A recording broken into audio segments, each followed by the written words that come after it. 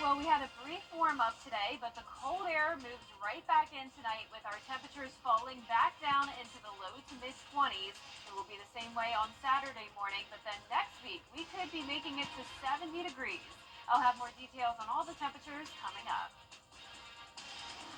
Now at 10, the city of Waynesboro receives a grant. How the money will be used to make more housing and commercial space. Plus, Fort Morton is getting in the holiday spirit with its annual Trees for Troops. We'll take you to the big event as your news at 10 starts now. Live from Television Park, this is WJBF News Channel 6 at 10 on MeTV. Good evening, everyone. I'm Jenny Montgomery. Thanks so much for joining us. Coverage you can count on begins with the search for a wanted man in connection to a triple homicide in Wilkes County. The Wilkes County Sheriff's Office and the GBI are asking for help in locating 56-year-old Shannon Box.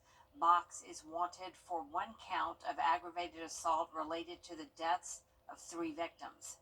Wilkes County deputies responded to a home on Mallory'sville Road in Tignall around 8:30 this morning. That was regarding an injured woman. Well, she was taken to the hospital for her injuries, but deputies learned she had been injured at another home. And when they checked out that location, they found 3 bodies inside. Shannon Box could be driving this gray 2002 GMC Sierra pickup with a Georgia handicap tag. If you have any information or know where Box is, contact the GBI office in Thompson or the Wilkes County Sheriff's Office, or just call 911. Also tonight, an arrest has been made in a Richmond County shooting. 27-year-old Harold Leverett is charged with murder. The shooting happened on Tuesday on Paquette Avenue. Investigators say 73-year-old James West was found dead from at least 1 gunshot wound. This week, the Augusta community is remembering a longtime Richmond County coach and teacher. Funeral services were held Sunday for Joe Olive, who died last week at age 85. He had 2 stints at Butler High School, serving as a teacher, football coach, and eventually the school's principal. He also spent 10 years as Glen Hill's first head football coach and athletic director when the school opened back in 1967. Some of his former players are honoring his legacy after playing for him nearly 60 years ago. My heart, man, was broken when I finally heard the news that he had passed away, because like my dad died. I wouldn't be back in town now. I wouldn't be living in Los Angeles.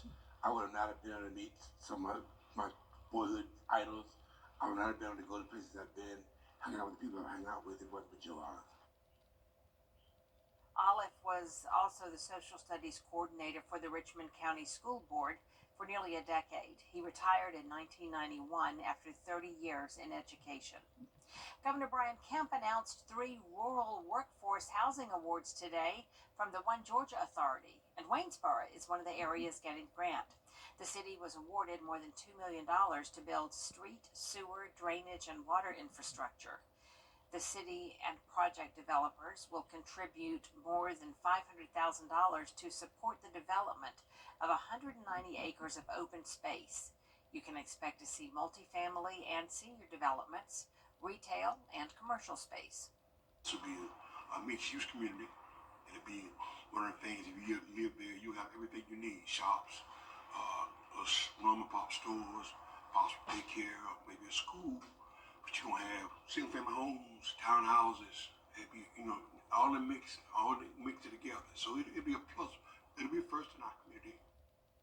This will create 51 new housing units in Waynesboro, and city leaders are confident it'll promote growth for the area in the years to come. It is time now for a first check of the forecast, and for that, we turn to Chief Meteorologist Jenna Petracci. Well, Jenny, we had a bit of a warm-up today. We actually got into the 60s after a morning that was only in the upper 40s to low 50s, so not nearly as cold as it was earlier this week. And now as we take a look at our Terry Lambert Hyundai Skyview cam in Aiken, nice dry conditions tonight with clear skies. No rain today other than just a few light showers early in the morning with a low of 44, putting us 5 degrees above average. And then as I mentioned, we did climb all the way into the 60s today, 65 degrees in Augusta. Right now, now we are down into the upper 40s, and we also have a northwest wind of 10 miles per hour, making it feel a little bit cooler than the actual temperature. So the feels like temperature now is at 42 degrees. Dew point's very low at 20. Around the CSRA, we're seeing mostly low to upper 40s. And for the winds, those are coming in from the northwest for all of us, sustained up to around 10 miles per hour, and the gusts still occasionally up to 20 to 25 miles per hour. So the wind chill will be a factor tomorrow morning. We're going down to around 25 degrees in the morning. Lots of sunshine, though, as we eventually get into the 40s, but that's about where we're topping off. So no 50s in the forecast tomorrow. But we are going to see a steady warm up as we go into Sunday and increasing clouds back into the 60s. But first, we do have to get through those frigid morning temperatures, 21 degrees for your Saturday morning. But next week, we will be tracking the warmer temperatures, getting us back to around 70 degrees.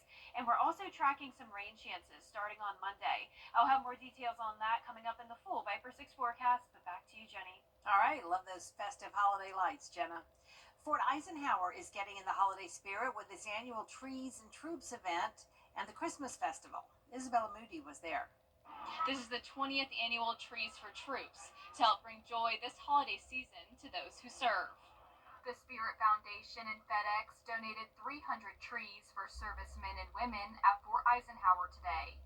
Families had the opportunity to get a tree, many of which had handwritten greetings attached. So this event, unlike a lot of the MWR, which is the Family Morale, Welfare, and Recreation, a lot of those events are open to the public. This event is exclusively open to DoD ID card holders. So it's their gift to the community, allowing them to come out and enjoy tonight. Families I spoke with said their favorite part about coming out each year is having a tradition, something they can look forward to that doesn't change from year to year. Along with the Trees for Troops, the holiday celebration featured vendors, pictures with Santa and Mrs. Claus, hay rides, and the tree lighting ceremony.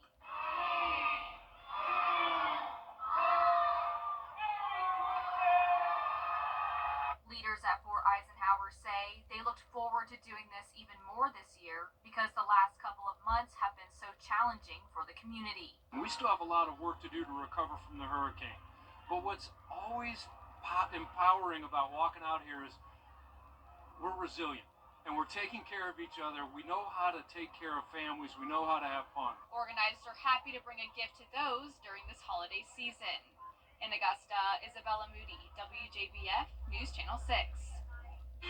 Coming up, a family event to learn about the life of Jesus Christ. We'll have the story after the break. And frigid Friday morning temperatures going down to the low 20s, maybe even some upper teens on Saturday morning. Then the big warm up comes starting on Monday. I'll have your full forecast when we return. Invisible. Now, your most accurate forecast with WJBF Live Viper 6. Welcome back. Yesterday I went over to Meriwether Elementary School for the third time in the past couple of years. I always enjoy visiting Mrs. Anderson's first grade students. Such a sweet group of kids, all with a very bright future. And I definitely have to give a shout out to these two on the side here. This girl with the sparkly bow wants to be a meteorologist one day, and she came up and presented the forecast with the temperature map. And this little boy here did the rain and clouds map, and he is a big fan of news, and he knew a lot about WJBF and even knew we were located over here at Television Park. So thank you so much to Meriwether Elementary School for having me. Definitely looking forward to coming back again in the future. Here's a look at our Terry Lambert Hyundai Skyview Cam now at Augusta Regional Airport. A breezy Thursday night. The winds are just not letting up. Northwest wind of 10 miles per hour. We're now down into the upper 40s. Dew point is low at just 20 degrees, so it's dry and cold air taking over with high pressure and control. We had the cold front come through earlier this afternoon. That brought us the clouds today and was also responsible for the gusty winds.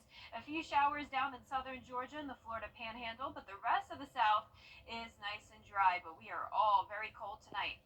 Low 40s in our northern counties and then mid to upper 40s down towards the south, but all of us will be in the 20s by tomorrow morning. So the winds are still gusting up to 23 miles per hour now in Gibson, 25 in Sandersville. Saluda at 23 miles per hour. And by tomorrow morning, the winds will be dying down a little bit, but I'm still expecting sustained winds up to 5 to even 10 miles per hour. And that's just going to make it feel even colder outside when you're headed out the door. Here's 6 o'clock in the morning. I'm expecting a wind chill down to 18 degrees in some places, most of us feeling like around 20. And then our lows tonight are going to be also in the low to mid 20s. So even the actual air temperature is well below average for this time of the year. So by 6 o'clock in the morning, it's 25 degrees out, but feeling like 21.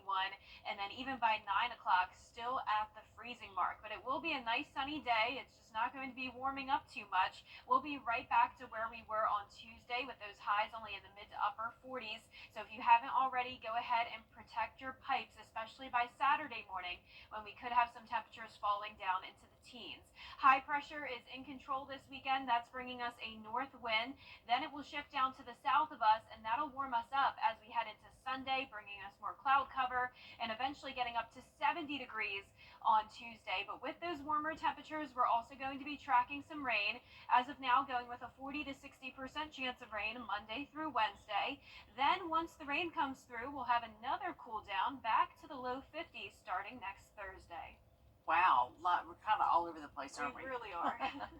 In Grovetown tonight, Sharon Baptist Church of Appling opened its 23rd annual hayride through the life of Christ. It's taking place at the Columbia County Fairgrounds. The interactive event tells the story of Jesus' life, crucifixion, and resurrection. There's 13 scenes. Every character comes out and tells you their story. And we thought that there had to be a way to, take the gospel and share the gospel in the hayride experience. Our preacher always tells us this is the week of Pilo, where you put your life on hold. And we just have great unity in this church, and everybody just comes together. And it's an amazing experience. The hayrides will continue through Sunday from 7 to 9 p.m. at the Columbia County Fairgrounds. Coming up, the first mission back to the moon. We'll have the latest on NASA's Artemis space program after the break.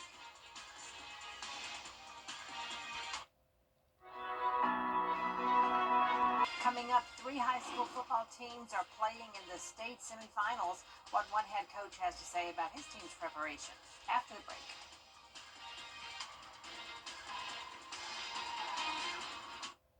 Lots of teams. Now, WJBF sports coverage you can count on.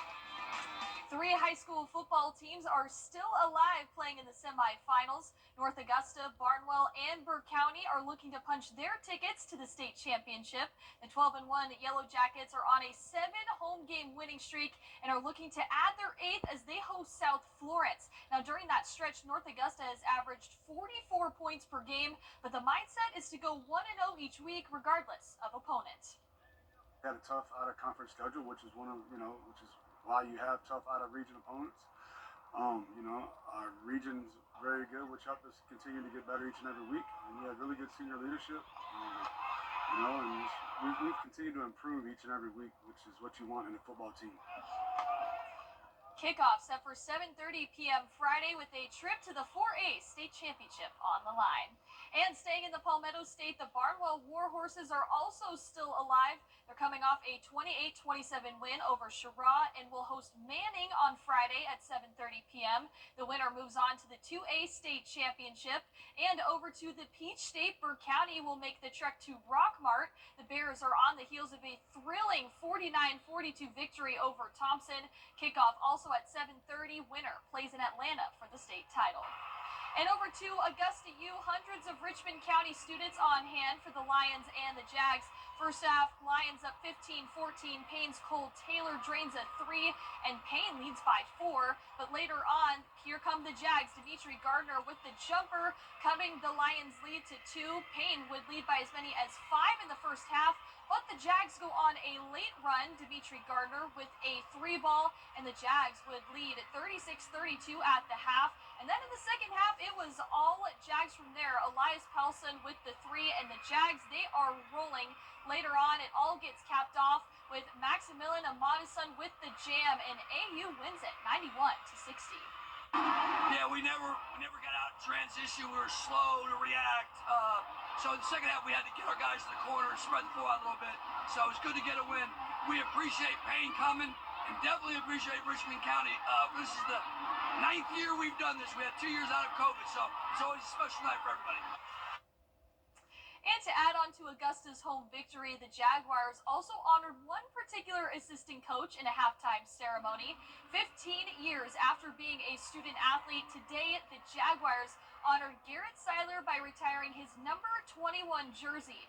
Seiler finished his 4-year career with 1,599 points and 797 rebounds. He's the only Augusta University basketball player to ever suit up in the NBA.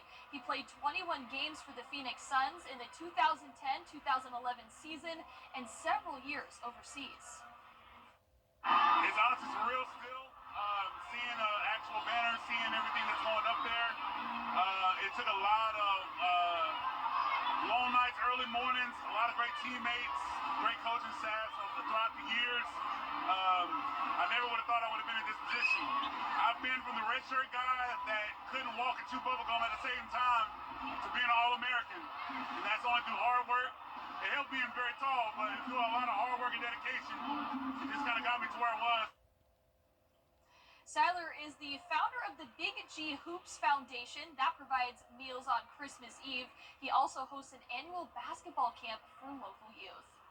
And the SEC-ACC Women's Challenge featured both Clemson and South Carolina playing their respective opponents. The Tigers fall to Florida 77-64, while the South Carolina Gamecocks hosted Duke in a top 10 matchup. The Gamecocks went on a 23-5 run in the first quarter. They lead at 51-31 at the half. That'll do it for sports. We'll be back. Outerwear makes the perfect gift this holiday season. Want to get up close and personal with the weather? Request a school visit from Chief Meteorologist Jenna Petracci today. It's a cool and exciting way to bring the fun and fascination of weather to students of all ages.